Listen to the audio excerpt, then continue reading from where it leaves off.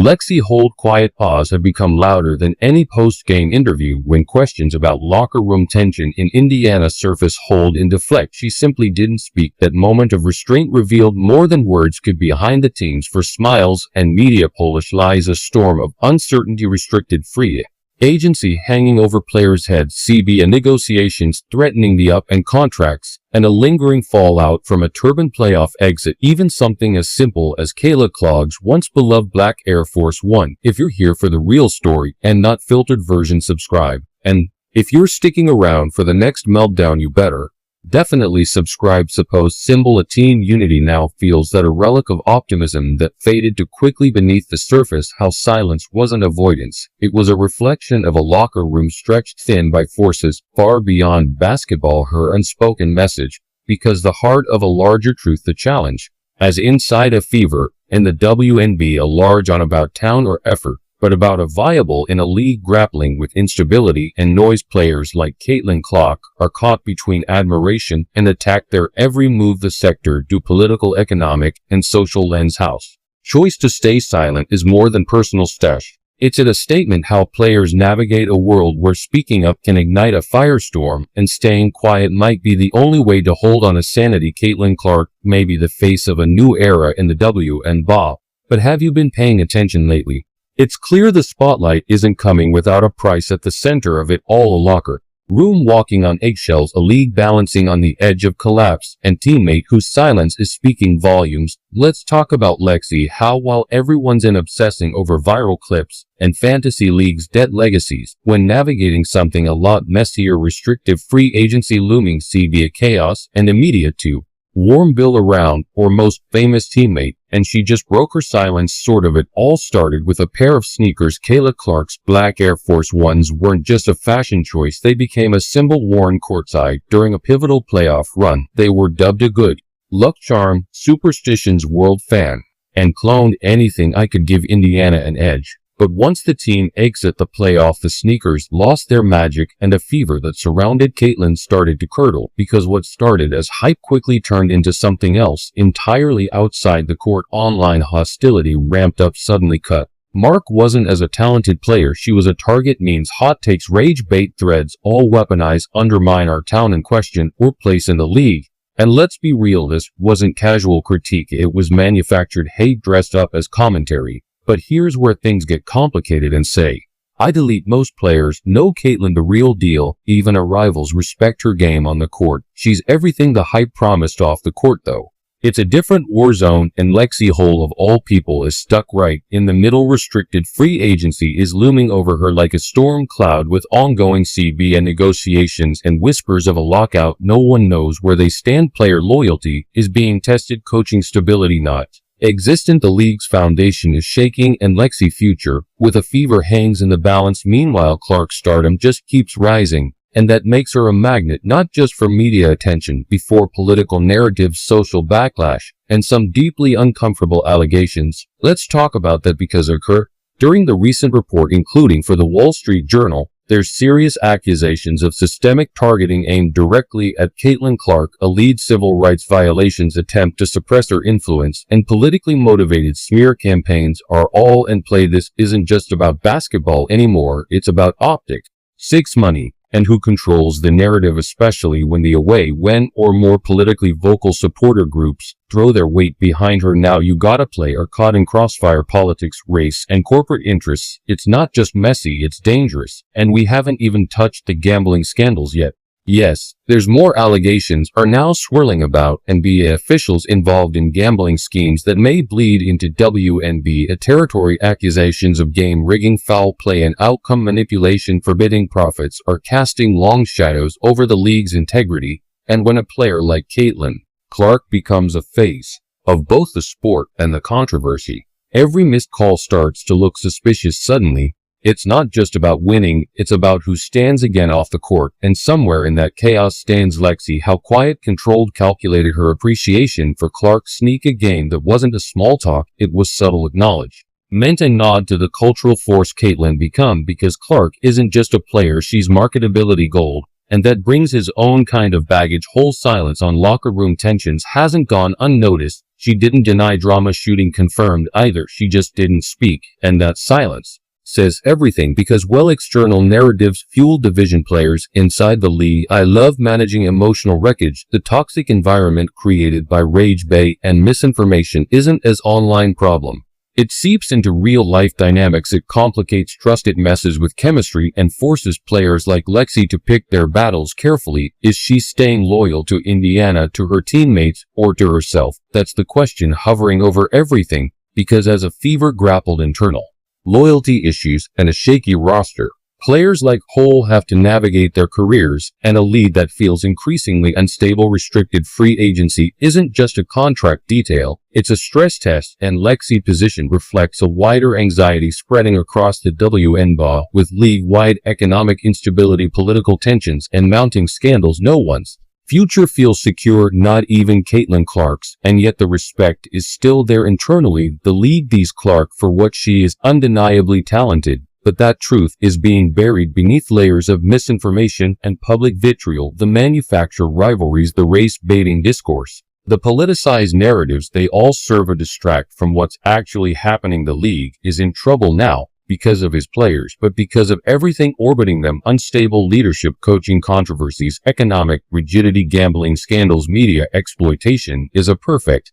storm, and the eye have it. We got Clark standing tall even as a system around her starts to crack. Lexi Hole knows this. That's why she's playing it close to the chest. Her silence isn't passive, it's survival, because when every word can be twisted, when every comment and become content staying quo, why it might be the only safe move left. And that's the real story here. The chaos inside the Indiana Fever locker room is not about petty jealousy or poor chemistry. It's about the unbearable weight to being at the center, something bigger, something broken. Whole silence isn't a betrayal of her teammate, it's an acknowledgement of just how dangerous the conversations become, especially when their conversation involves accusations of match-fixing, politically charged support groups, and players being turned into pawns for someone else's narrative. The truth is Caitlin Clark dinner. As for any of this, she just want to play basketball. But now our presence is being used. The sparked outrage drive clicks and deepened divisions that we're already there. And that makes every game a battleground on the court and off it. Meanwhile, the WNBA faces an identity crisis as political forces pushing the outside and financial instability rattles inside. The league risks losing sight of what actually matters: the players, the talent, the competition, the game itself. And as for Lexi, how she's caught in the middle, a player with real heart, real skill, and a very uncertain future. Her subtle support, a clock style, her silence on locker room drama, and a precarious contract status all tell the same story. This league isn't just about what happens in four quarters, it's about survival in the system spinning out of control. So, when we talk about the Indiana Fever turning on Caitlin Clark, is not about betrayal. It's about the unbearable pressure being human in a league that demands perfection, silence, and unbreakable loyalty, and sometimes silence is more than words ever could. Let's be honest, this drama's just getting started. If you're as deep in it as we are, drop your thoughts in the comments. Are you Team Clark, Team Lexi, or just Team can we please focus on basketball again?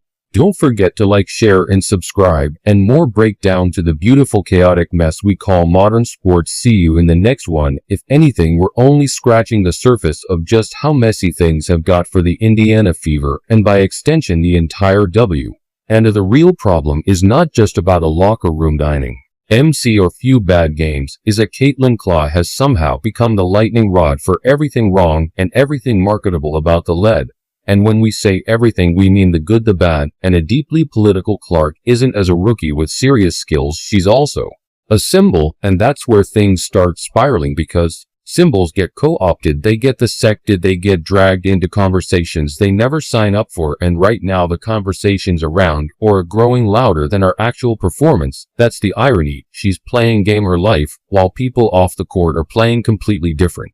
Let's go back to Lexi. How Forrest second, her contract is up in the air. She's a restricted free agent in a league where restricted might as well mean at the mercy of chaos, because right now nothing's certain, not salaries, not rosters, not even what it is, or be a season of the CBA negotiations go south. Players don't deserve a train him when they have to read legal fine print and PR fallout like they're prepping for courtroom instead of playoff as well. If he was quieter, more level-headed players, Lexi isn't doing interviews trashing teammates or or tweeting vague some tweets. She's staying neutral, at least publicly, but silence doesn't mean indifference, especially not when it's strategic, because when you're dealing with internal tensions, unstable coaching, and high-stakes media narrative, keeping your mouth shut can be the only way to protect your careers. So when Lexi did speak briefly, it wasn't a rant, it wasn't some dramatic tell-all, it was just a small thoughtful nod. Clark's sneaker game, and that comment of all things sent ripples. Why? Because an environment is tense, even a small calm, and can feel like loyalty pledges. That sneaker reference wasn't just about fashion.